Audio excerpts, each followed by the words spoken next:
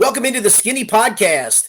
It's the video version. I'm Richard Skinner, Local12.com digital sports columnist and editor, along with Rick Broering. Each every week we talk about sports topics of local interest, maybe a national topic or two.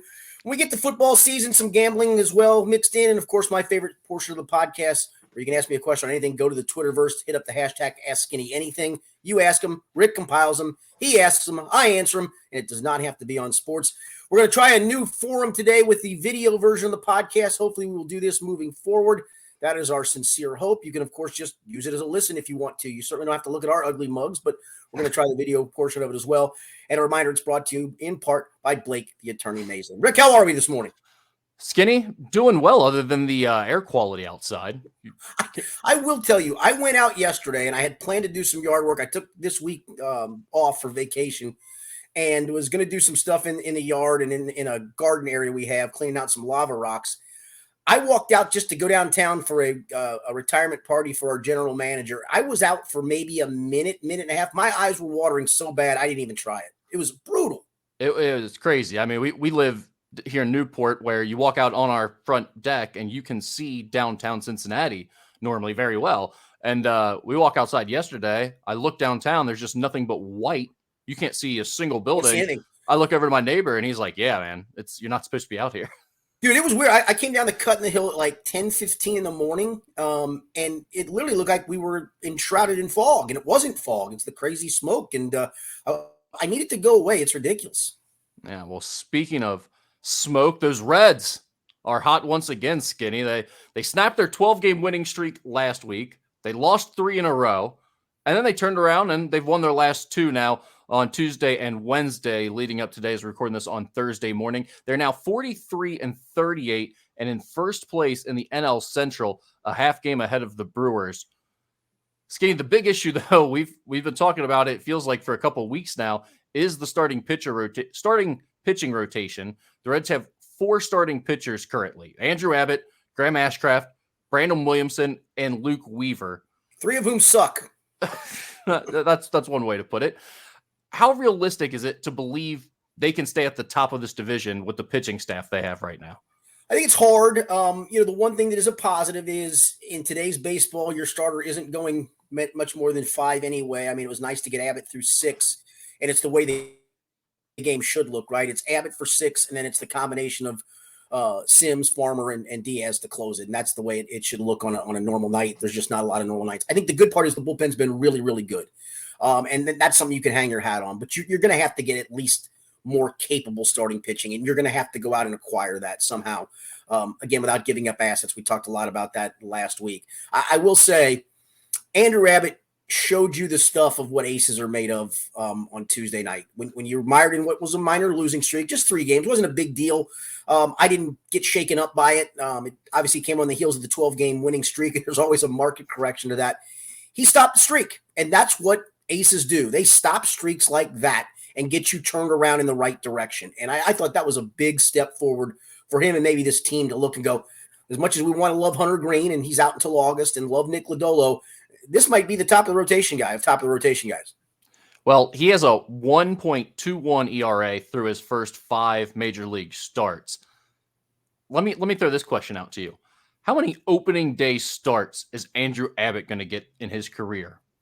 It's a good question because Hunter Green's so daggone electrifying, right? That if he's on this roster doing Hunter Green things, he's probably still the opening day starter moving forward. But to me, Andrew Abbott's proven himself to be the top of the rotation guy at the moment. The over under 1.5.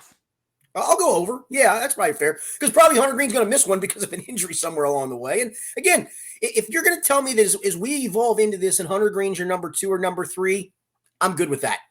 Oh, yeah, that'd be an incredible situation. Now, think about this, though. We go into this season, and the lineup, prior to bringing up the young guys that we've talked about and all the fun they've brought to watching this team, the excitement for watching this team when the season first started was supposed to be the starting pitching rotation. It was supposed to be watching Hunter Green and Nick Lodolo and Graham Ashcraft and seeing if those guys could really bolster the top of your rotation, give you 3 studs there like we thought might be possible. How much fun would it be right now if you had Ellie and Matt McClain and Spencer Steer and all these guys doing what they're doing throughout the lineup to go with a young pitching rotation of Green, Lodolo, add Abbott in there now, and Ashcraft. Who cares who the fifth starter is at that point? I mean, I don't know how much better they would be. I think they would definitely be better if they were healthy, obviously. But just from a fun perspective, Skinny, we're being robbed of a lot of it right now with all these young pitchers being hurt. Yeah, and that's the thing. The injuries are for at least for two of them. I'm obviously Ashcraft's been a disappointment. I know he just came off the IL, but his ineffectiveness wasn't really injury related. It was, right now he certainly is getting teed up on his slider and really can't throw stuff for strikes. And when he does, it's right over the heart of the plate and it's getting hit around. I don't know how to fix that other than they're going to have to send him back down at some point and get him to work on a third pitch because right now it's just not working for him. And I know some of this was let these guys go through growing pains. There's growing pains and there's getting your brains beat in every night. And I know they need starting pitching desperately, but can you really keep, if you're looking at him development wise, can you really keep running him out there? It would seem to me the answer is no. Obviously, they feel differently right now. I mentioned, or I asked you when we first started this topic, how realistic you thought it was that the Reds could stay at the top of the division with the pitching staff being what it is. I think that's an important question right now. And we're going to get into the trade talk a little bit again here because it's really the biggest topic of conversation surrounding the Reds right now. But I think it's important to be realistic about the pitching staff and what this team is capable of with this pitching staff, because adding one more pitcher might not be enough. No, it might not. I think we have to realize, like, people are talking about giving up things and giving away things so you can compete. We might need to have the conversation that adding a number 3 starting pitcher to your rotation might not be enough for this team with all the injuries they have in the pitching rotation. But I think that the guy that you have to add is a controllable arm too. It's not just the rent a pitcher. I think it's a controllable thing that the guy you're going to add has to be a part of 2024, 2025, and maybe beyond. So I think, and that to me, again, determines what you're going to do with your assets. I really wish Nick Senzel would get hot here. I really do. I wish he'd become a viable trade piece because I just don't know where his future is with this team at the moment. He's an extra part. I think he can be a starting caliber player for some team somewhere in this league. I don't think it's the Reds any longer on a consistent basis. But I wish he'd get hot to increase his market value. But I do think, Rick, I think they're still a viable contender in this division. And I'll tell you why. It's the long term of what they've done since their start. We always point to the 7-15 start. I went back and looked. I didn't even realize at one point that 7-15 start was actually morphed into a 21-29 start. They're 22-9 since with this starting pitching. So they've been able to overcome it, not for a week, not for a few days, but for a full month. Now, again, there's a 6-month season, so I fully understand that in the sample size, we're talking 1/6 of a season sample size worth, but they have kind of overcome this a little bit. Well, they did have Hunter Green for a good stretch of that too, though. You did, but you also had Ashcraft struggling. You didn't have Lodolo for much. You didn't have Andrew Abbott for a little bit of this. He's been up for a good chunk of it here of late. But I do think, I think whatever arm you add has to be a controllable arm that's not just a rent-a pitcher for the rest of this year. I don't think that makes any sense. And I think they fully understand that. And that's where we talked last week. I don't want ownership to bully Nick Krall into making a bad baseball decision because he deserves credit for rebuilding this franchise as it stands from a prospect perspective. Don't get bullied into making rash decisions. Yeah, no, totally agree. And speaking of that, Reds general manager Nick Krall's efforts to acquire a starting pitcher from outside the organization are ongoing, but nothing promising is close, according to a report on Tuesday by Mark Sheldon. The quote from Nick Krall was, "Not right now. You've got the posturing portion of things going on right now. We're trying to figure out where people are and what they want to do." I think there's some teams that it's either are you in or out of it? Are they trying to wait as well? Krall went on to say, "Right now, the conversations are in places that we don't want to go. We're trying to figure out if there's other matches out there that are different players." So reading that, it sounds an awful lot like teams are asking for the CESs, right? Probably the Noel V. Martes, maybe some of the young guys that are already up on your major league team that we've talked about that you probably don't want to get rid of. And what else is Nick Krall going to say? He's not going to tip his hand and be like, "Yeah, we're giving away all our young prospects." But it is kind of, I think, reassuring to hear we're not even having conversations right now about the types of things that other teams are asking for. Yeah, no, and that's kind of the cross Major League Baseball. I think part of this is the wild card playoff scenarios have kept teams around longer, thinking, all right, we're only a half game out of this or a game and a half. I mean, you got all 5 teams in the East that are 500 or better in the American League East. The Central, you have them all under 500, but you got 3 of them grouped closely together. The West, Houston's still got a really good team, but they're sitting in 3rd place. The Angels aren't sure what they're going to do with Shohei, and you're not in the trade market for him, but that certainly makes the trade market wide open at that point. The teams in the National League West, the Padres are still, to me, a powder keg because they still have a lot of ability on that roster that hasn't shown through. In the East, what do the Mets become with the way they're doing? So I think the market is just in a weird state right now where nobody is willing to tip their hand. Nobody is willing to pull anything. And I think it'll probably come down to trade deadline. It won't be it won't be before the All-Star break for sure. Yeah, and I think that's what people are having trouble with because they're like, the Reds need pitching help right now. And it's like, well, I hate to tell you this, but no one's moving pitchers right now. And if you are going to make a trade for a pitcher right now, you're going to overpay for that drastically. And that's the Reds cannot afford that in any way, shape, or form. They need to trade Senzel for that Shane Biebers. I tell you that right now. Right, exactly. I mean, the Reds have to get the best deal they can possibly get. They need the team who is worried about not getting anything for a player with an expiring contract who's going to walk at the end of the year. That's like the Reds need that team that's a little bit desperate, that thought they were going to get a better offer for a guy than they did. And the Reds can maybe swoop in last minute and give you some cash and a low level prospect or a guy on the major league team like a Senzel, like we're talking about, or something like that. So is that realistic to think they're going to get something of value doing that? I don't know. Maybe it is, maybe it's not, but I still think it should be the plan of attack. Yeah, I do, Rick. I think it's realistic, but I think it will be last second. And some team is going to be willing to give up a starter for a Senzel, somebody else combination, whatever that may be. Maybe even Jose Barrero. I don't know if you noted they put Jose Barrero back at shortstop in AAA, maybe to showcase him that, hey, listen, we got no spot for this kid on our roster because of what we got, but he's still a young kid who can at least pick it. And maybe he hits in Louisville, and that intrigues the team. And I think that you need some luck here too. You need a few guys who are tradable pieces to start swinging the bat, whether it's at AAA or on the big league roster to showcase them and try to get some value for them.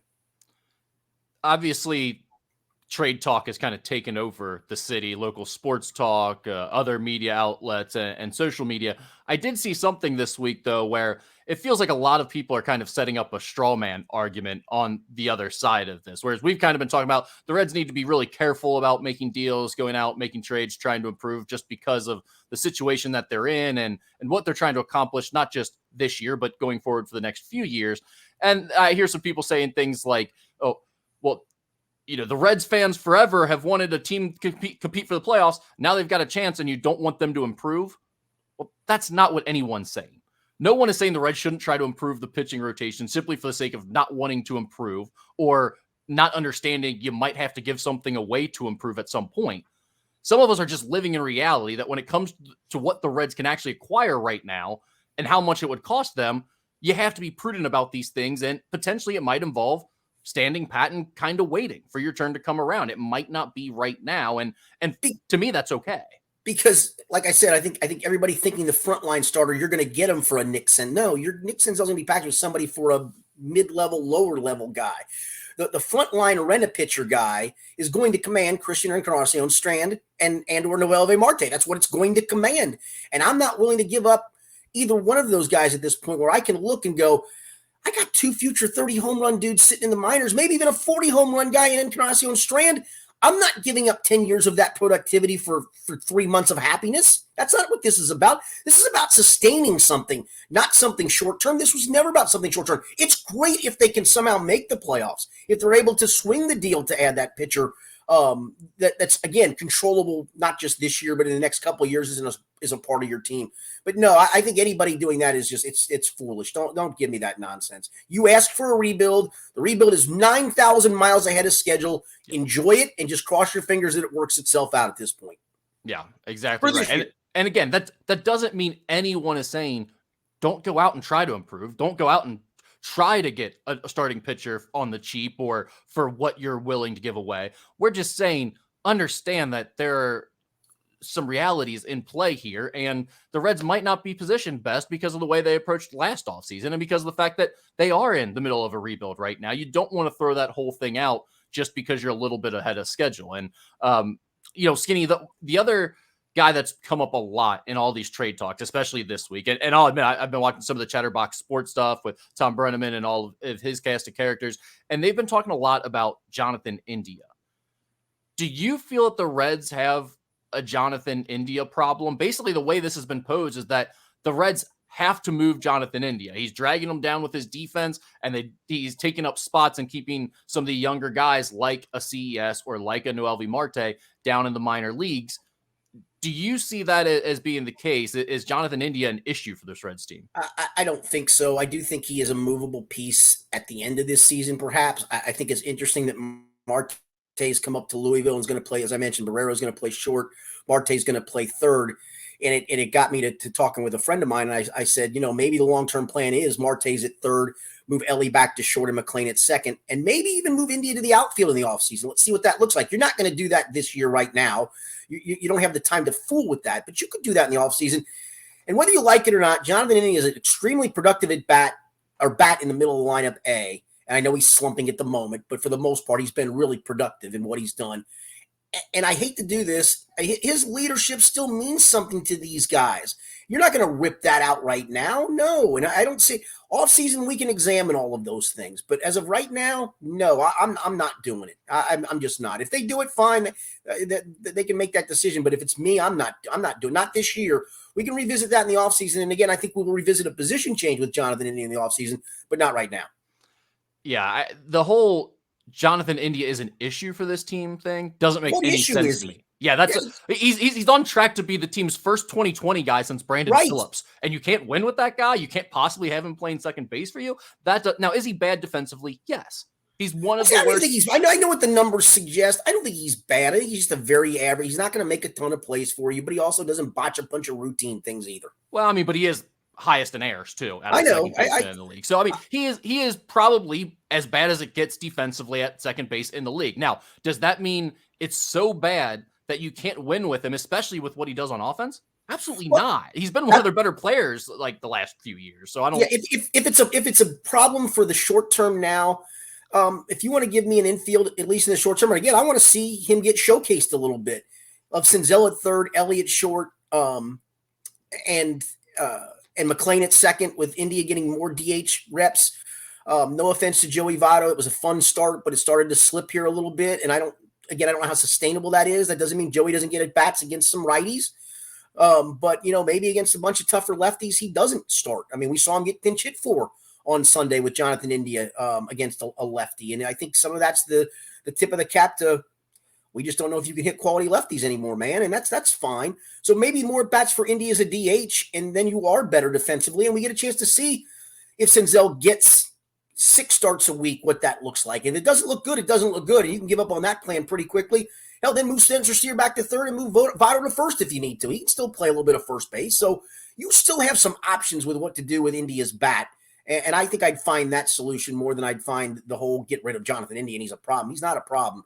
I think his leadership is really vital to this team. Yeah, Jonathan India is not going to be the reason the Reds don't do something this year in the postseason. You can win with Jonathan India. He's been a big part of them getting on this run and getting to first place in the NL Central. He's about to hit 20 home runs and drive in 80 runs at second base. In addition to stealing, he's got 10 stolen bases already too. So yeah, and those RBI numbers, I think, honestly, will go up because he hit a chunk of the first half of the season in the leadoff spot. He's been hitting third ever since mid-May, and with the way Friedel and McLean get on base, I honestly think he's got a chance to finish in the 90 RBI scenario. Yeah, it wouldn't surprise me at all. I mean, when you look at his offensive numbers, he's in like top handful, 3, 4, 5 in most categories for second baseman. It's just. I don't really understand the concern about Jonathan India. Now, long term, if we're talking about looking into next year, he's under control for 3 more years. Yeah, I'm going to find another position. I'm going to see if he can play left field. I'm going to try that first. Try that, but also there's nothing saying you can't trade Jonathan India. I'm not saying you can't get rid of him, whether it be this year or this offseason or next year, but why not? One, wait to see if you've got a great deal for him this year, if you're going to get rid of him this year. Otherwise, I wouldn't. Yeah, 2, see if these young guys that you're so certain are going to be great are actually that good at the major league level. These young guys that are still down in the minor leagues, CS, let's wait until he proves at the major league level before you decide, yeah, we got to get rid of the Jonathan India to make room in the infield. As you just pointed out, you can play Jonathan India at the designated hitter spot for a handful of games, especially this year where you don't have much of a better option for designated hitter. I think he's probably not ideal long-term there, but this year he's fine there. No, I would much rather see Jonathan India get the right-handed DH at bats than Tyler Stevenson. Much rather have that. Totally agreed. Totally agreed. And I think that's where the idea that you need to trade Jonathan India is misguided. I think at worst case scenario, you put him in the DH role a lot more often, and you bring up one of those young guys to get them into the infield rotation. But I don't. If a great deal comes across your desk, fine. Aside from that, I don't think it's a situation you have to worry about this season. Yeah, I think your long-term up the middle is certainly De La Cruz at short, McLean at second. I think that's almost etched in stone at this point moving forward. I would agree with that, and I'm thrilled about that. Yeah, exactly. I'm like, both of those guys are awesome, and I'm totally fine with moving India to a new spot or eventually getting rid of him. All right, Skinny, let's switch some gears here to college athletics. This Saturday, July 1st, Cincinnati will officially join the Big 12 Conference after what feels like, 2 or 3 years of talking about it. The Bearcats spent the last 10 years in the American Athletic Conference. That came after 8 years in the Big East. So I'll ask you this, Skinny. Do you think Cincinnati is set up to have more success in football or basketball as the Bearcats enter the Big 12? Can you imagine that question like 8 or 9 years ago? The answer would have been so simple, right? Basketball. It would have been cut and dried, no doubt about they're more positioned in basketball. But to me, it's football for a couple of reasons. Number one, Texas and Oklahoma are out of the Big 12 now in football.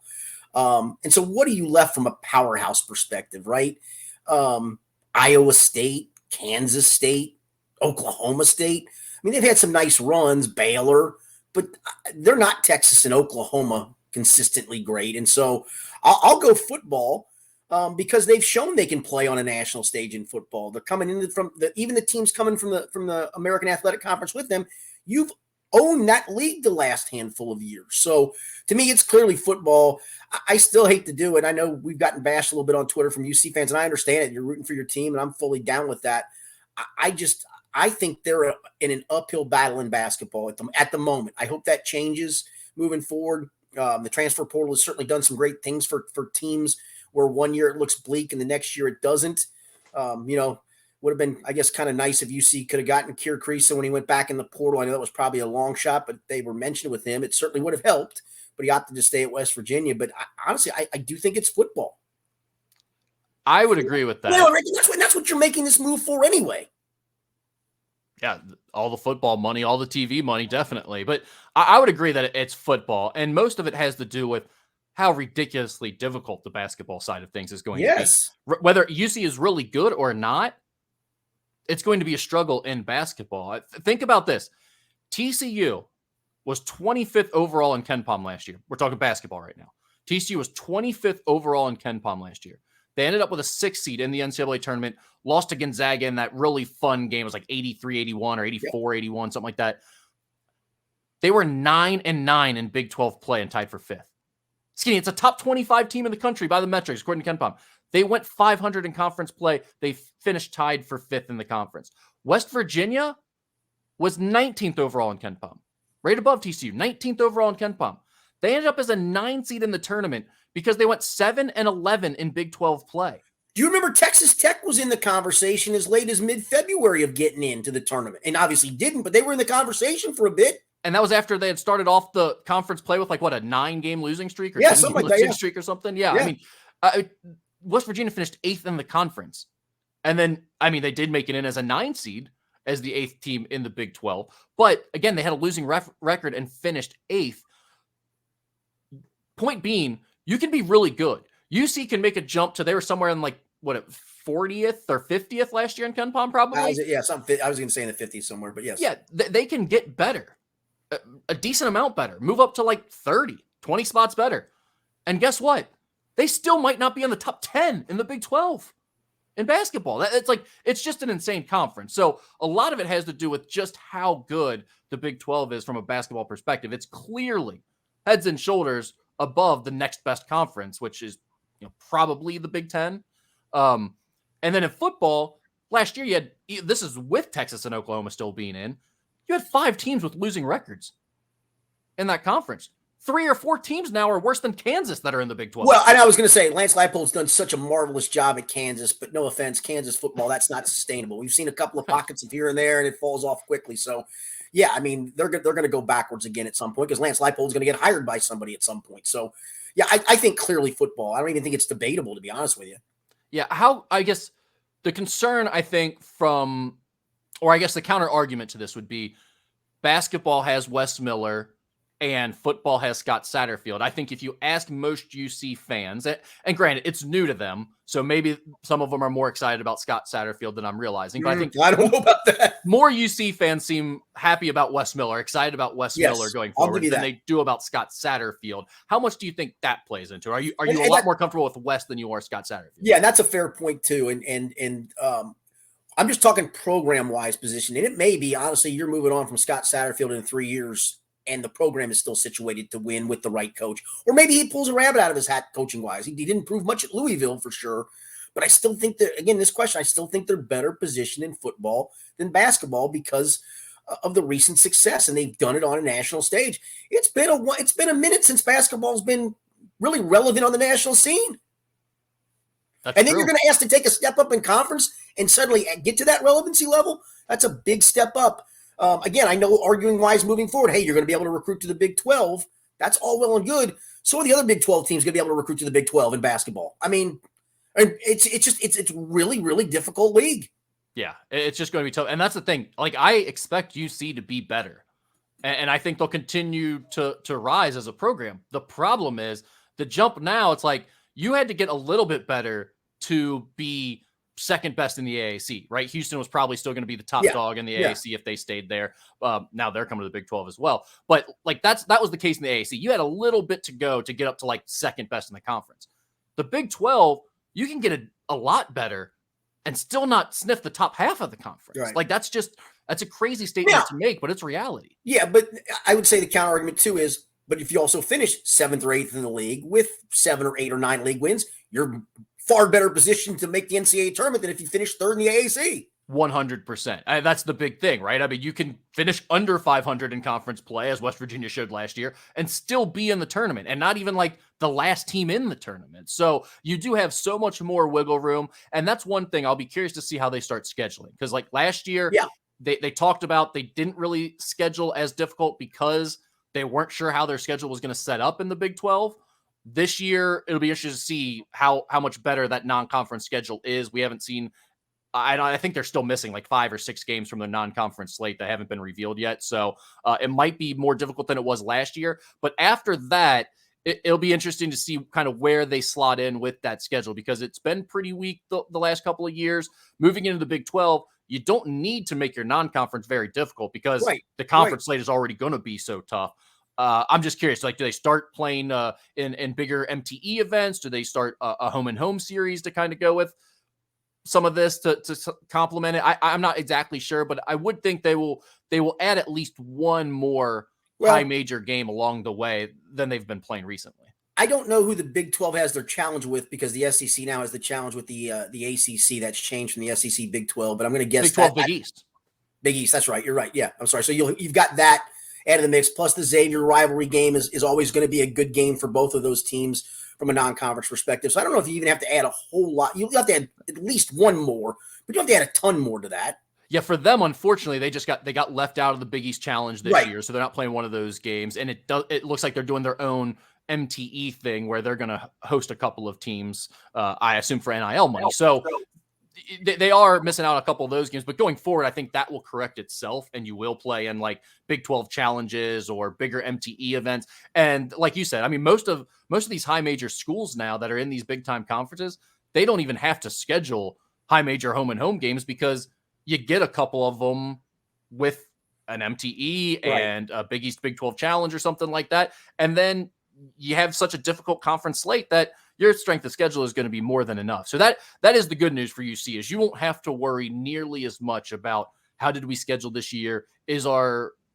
strength of schedule tough enough to make the tournament or get a good seed? Anything else to add on UC and the Big 12 scene?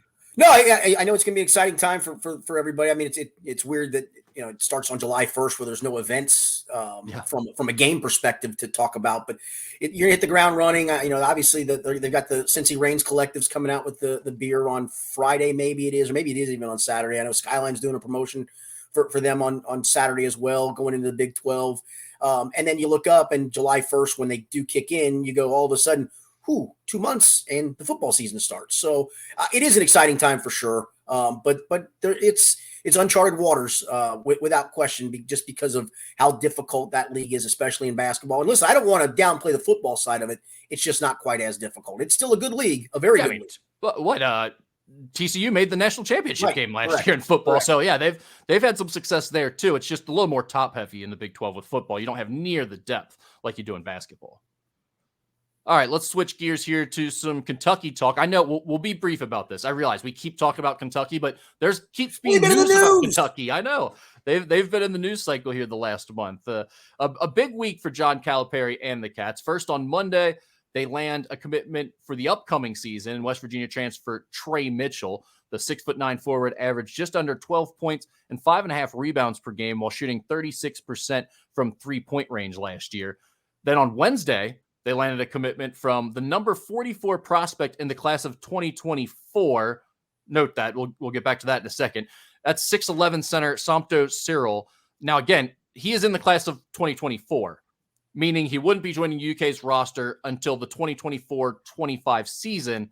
But there's been a lot of speculation, Skinny, about him potentially enrolling early for this upcoming season, giving UK another body. And he's like 6'11", 240 pounds or something. They're calling him Baby Shaq. And this is a physical specimen. We're talking about a guy who dunks everything hard, protects the rim at a really high level, and rebounds. So this is the type of guy that you could see Cal plugging and playing right away. I don't think he needs a lot of development time to do exactly what Cal likes his freshmen to be able to do on the defensive end.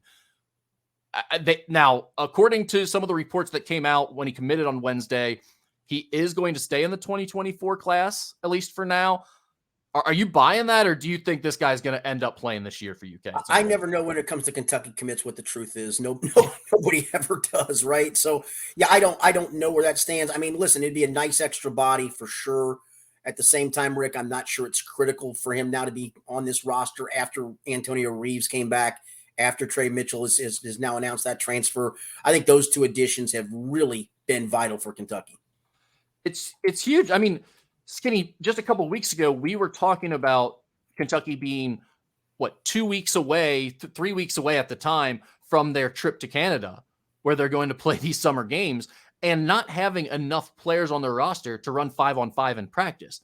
Now, all of a sudden, you got, 11 guys, 11 real scholarship players, and I think Brennan Canada is also on scholarship now. He is, yes, he is. But 11 real players, and I would say, you feel pretty good about that roster. Like, Trey Mitchell is a nice piece. He's a stretch four. I mean, he's a perfect stretch four, and Reeves gives you a shooter, and they both have been through this before. That's the other part. Experience. You got two veteran guys who've been through this before and have been productive. Maybe not consistently productive in the case of Antonio Reeves, but certainly productive at times. I think those are both big adds to this roster. Do I think it's a national championship team? That's still a big ask with freshmen being the centerpiece of it. But is it at least now a capable team that should be able to have a fun season for Kentucky fans and have you looking forward to March again? Absolutely. Yeah, that was definitely the thought I had. And as much as there was hand-wringing, and rightfully so, and people were questioning Cal, and I still don't know that this team is going to come together perfectly. I think if this team struggles and it doesn't live up to the hype, people are still going to have real concerns about John Calipari, and we're still going to be talking about all the things we were talking about 2 or 3 weeks ago in terms of Cal's run coming to an end in Lexington and all of that. But it went from feeling a bit chaotic and, okay, this UK season has potential for disaster, to you feel pretty good about it now. Even the floor of this season has been raised drastically for Kentucky over the last 2 weeks. And listen, you got a little lucky with what happened with Huggs because it forced some of his guys to look at their options, and Trey Mitchell's one of those guys. Kirk Reese obviously decided to stay. Trey Mitchell said, no, I'm not. But if Huggs is still there, Trey Mitchell's still there. John Calipari is going to be making a sizable donation to Anheuser-Busch coming up here, or Yeah. or maybe Woodford Reserve. Woodford Reserve. Yeah. I don't know. I mean, there are all those cans in the car, That's a so good point. Yeah, thought maybe Huggins went off menu. He's a can collector, as you know. That's why he's recycling, of course. Recycling, yes. Yeah. What would be awesome is if he like really committed to that bit going forward. It would be. Like we just saw, instead of coming back to like worry about coaching or any of the stuff he's done, doing basketball talks for coaching camps or anything like that, he really just went full into starting recycling drives and like being out in the community collecting cans. I really think you should lean into that. Bob Huggins here for waste management. You know, in my spare time, I like to walk along the roadside and just pick up cans for the good of this earth. I think you should too. Could you imagine Huggy Bear with his maternity windsuit pullover that he always has on, along with one of those glow in the dark green vests? Yes, like the Chain Gang. Be great. All right, let's get into some Ask Skinny Anything. Let's do it. All right. First one is, what is the best, most intimidating baseball walkout music you can think of? My pick is God's Gonna Cut You Down by Johnny Cash. I still love.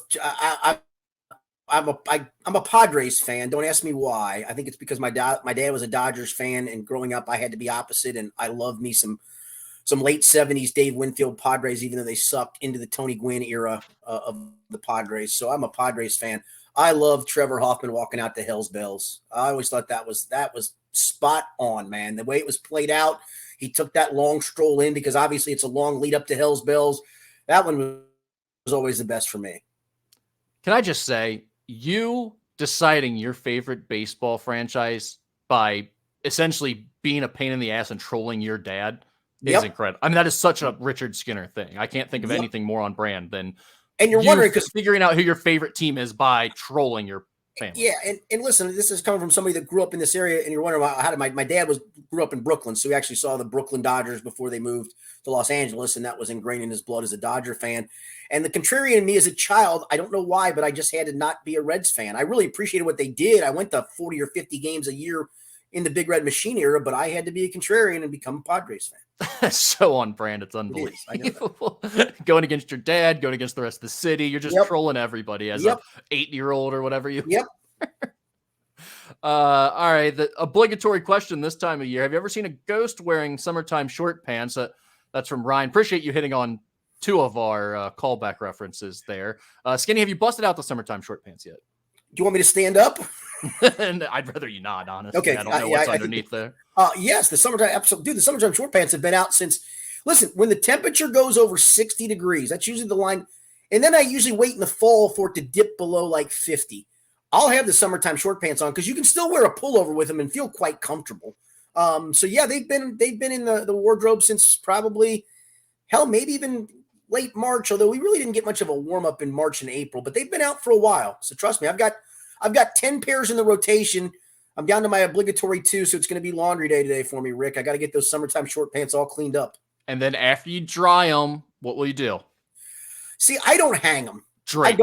I don't hang them. I should. Nope. But then, they do, if they get wrinkly, which is fine for me, I have a steamer. And so I'll steam the wrinkles out. I got no problem doing that. I'd rather do that than hang up short pants. We drape. You pull them out and you just drape them over something. That's what we do. Absolutely. What is Skinny's go-to place for furniture shopping? I have no idea. Is this an inside joke that I don't know about? I don't know. I'm not a furniture shopper. Trying to think the last piece of furniture that I was a part of purchasing. It's been a while. I can't answer that.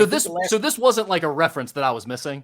Not that I know of. Okay. Yeah, not that I know of. I'm going to say I don't have a go-to place. I think I would look for the best deal, be it Ashley Furniture, Furniture Fair. I don't know if I'm an IKEA guy at heart. In fact, I've never stepped foot in IKEA. Have you?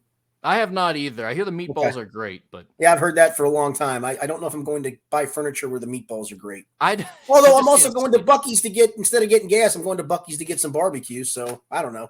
I'm out on Buc-ee's. I'm not going to get into that again because Lance McAllister got mad at me last time I did, but I'm out on Buc-ee's.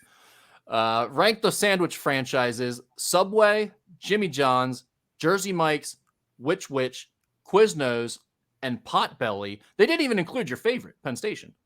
Yeah, I was going to say Penn Station's still at the top of that list. So Potbelly I don't go to. I don't know why. It just isn't in the rotation. Bad menu. Quiznos is back in the mall days. Does anybody, if you don't go to the mall, go to Quiznos? That's the only place I can think of is Florence Mall that you can get Quiznos. Correct. What was the other one that sounded off the beaten path to me? Which I've never had either. Where is that? There is one on Mall Road, I believe, where there was. I've never been. There's everything on Mall Road, for goodness sakes. That's true. So based on the other rankings, actually Subway would be at the bottom of all of them. I think Subway gets unfairly hated on. Even the three that I haven't gone to, that would be below those. I would go Jimmy John's 2, Jersey Mike's 1. Agreed. Yeah, those are the top 2 on this list for sure, and I would agree that Jersey Mike's is the best. Yeah, but Penn Station's above all of them. Yes, and that's probably why they didn't put on the list, because it would have been too easy. Fair enough. In honor of Taylor Swift in Cincy, is Skinny a Swiftie? And what is his favorite Taylor Swift song? The only one I know is Bad Blood, just because it rings in my head. I am not a Swiftie. My daughter and her husband are going to the Friday night show. I've made fun of her for that. I'm like, honestly, I think the experience is going to be more miserable for people than they realize. I really do, because of the parking, the traffic, the heat, the smog. Just all of it. Maybe I'm going to be wrong. I mean, I was watching our newscast this morning, and everybody got the lines for the stupid apparel truck that are there, and good for you guys.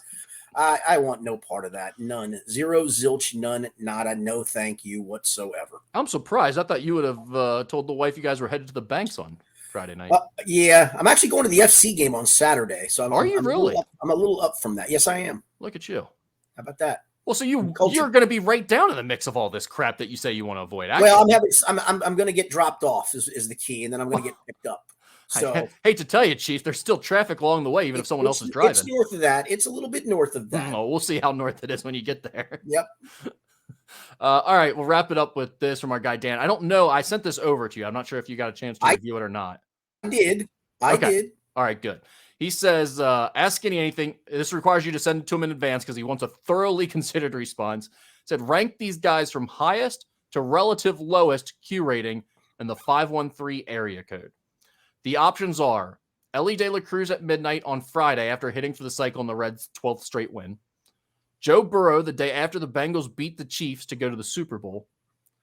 Bob Huggins in 1992, the day after they beat Memphis State to go to the Final Four with Nick Van Exel and Corey Blunt.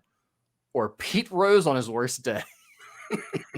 Well, from a Q rating perspective, because Q rating is supposed to be a positive, right? I think from a Q rating perspective, Pete Rose would be at the bottom of that, correct? Yeah, I guess so. The appeal of I guess he'd be at the bottom. I don't know. I mean, that's the whole problem with Pete Rose in this town, right? That's the whole point of this. Well, but I do think there were a lot of Pete supporters over the years that have kind of waned in that regard of him finally admitting what we all believed all along, to some of the other creepiness that's come out about him. That he's still, I mean, listen, I think the last time they sold out a games on back-to-back days before this past weekend was the Pete Rose jersey retirement ceremony a few years ago. So he still has appeal. There's no question about that. But on his worst day, though, his worst day, I guess, would be the story of the 15-year-old girl he knocked up, right? Or however old she was. I would hope that was the worst day. I don't know if it is or not for Pete. Either. But regardless, in this city, I still think the issue is there are a lot of people that would still vote for him right now if he ran for any type of political office. Well, for me, clearly Joe Burrow's number one. I mean, that's not even debatable, right? Yes. I mean, yes. Joe Burrow honestly could have gone out and gone on some insane killing spree at that point, and people still would have loved him. Yes, that's the Trump line. I could shoot someone right in the streets right now, and people would still love me. And he's right. Joe Burrow's right about that. I know there's recency bias with number 2, but man, that Ellie thing was really cool. I mean, that night was one of the best in this town in a long, long, long time. Well, you know, Burrow obviously was there, but in this town, Burrows didn't occur in this town; it occurred out of town. But that was a cool thing. That was awesome. And we've talked about this already, but he has such a cool factor to him that it's like impossible not to enjoy watching him when he's having success. No it's like, question. damn, I'm glad that guy plays for our team. I'll go Hugs 3, and I know it's the 513 area code, but it's still a segmented basketball audience in the 513. So That's true. Yeah. Again, it was a huge thing. Came out of the blue. New coach. UC was coming out of kind of a dark decade of the 80s, the Tony Yates era. So that was a big, big deal. And it looked like the start of great things, and it was to some degree. They obviously never replicated that, unfortunately. Some of it due to unfortunate circumstances and whatnot. But yeah, Bob Huggins in 92 would be third on that list, but only because, again, you have a segmented audience. The LA Cruz is just spectacular. Joe Burrow's on a different strategy. Joe Burrow's number one on a different strategy. I love the Pete Rose being thrown in there, but if he didn't Pete on his best day, I might have had to put him up there. But Pete on his worst day, it's got to be number 4. All right, so let's go Pete after 41-92. Is he number 1, clearly? No, I'd still go Joe Burrow. Really? Just the buzz of that and what that did for this city and this area. Because again, that kind of came out of the blue.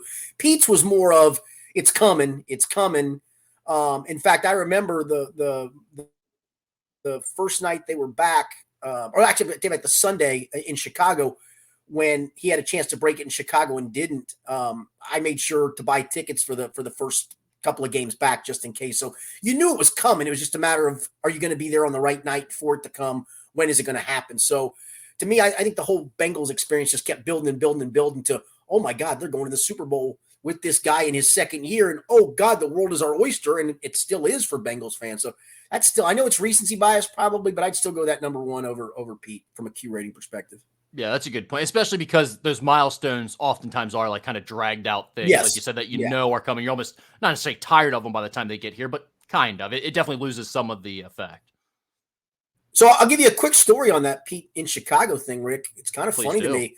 I was sports producing at Channel 9. It was my first job out of college, and none of the sports anchors were around. And Pete came to bat, and they're like, if he gets the hit, you're going to have to go on air, and we're going to have to break in live. And I'm like, well, here comes my big break. Yeah. Damn you, Pete Rose. You didn't give it to me. That's like, well, we were just talking about that not too long ago where you had a really funny situation with Dan Horde too, broadcasting where you were about to call a Bengals Raiders game? Yeah, Bengals Raiders game not too long ago for him, right? Yep. Can you tell that story? Because that was great. Yeah, so Dan had unfortunately for him, he knew he was double booked because he had a UC game on a Saturday, and he wasn't quite sure he could get to Oakland in time. If there was only one flight issue, he wasn't going to make it, and he knew I was going to be out there covering the game. And about 2 weeks before, he said, "Hey, if I can't make it, could you do the game?" And I said, "Well, I got to clear it through my bosses, and because I've got my job responsibility, but sure, I'll ask." And he said, "I'll pay you for it." I said, "No." I said, it's a chance to do something really cool." I said, "I'll ask." They said I could do it. And there I was in the press box preparing. By God, if he doesn't come along and slap a bill on my thing, walk away. And I said, "Damn you, Dan Horden." And I looked, I go, "I don't want this." He goes, you earned that." I'm like, "Oh, yeah, okay, maybe I did." So, but yeah, I was at least glad to be thought of as a backup plan at that point. Yeah, no, I mean, both of those stories are just like the right at the cusp moments, and then just get the rug yanked out from under you. Yeah, that's my life in a nutshell, Rick. Good stories either way for the podcast, so we appreciate you sharing them. That's all I got for today, Skinny. All right, we'll be back next week with another podcast, another hopefully video podcast. We appreciate you with the change up in formats for us. Certainly, please keep tuning in and head to local12.com or your favorite podcast providers. For Rick Broering, I'm Richard Skinner. It's been the Skinny Podcast, the weekly potpourri edition presented by our guy, Blake the Attorney Maislin.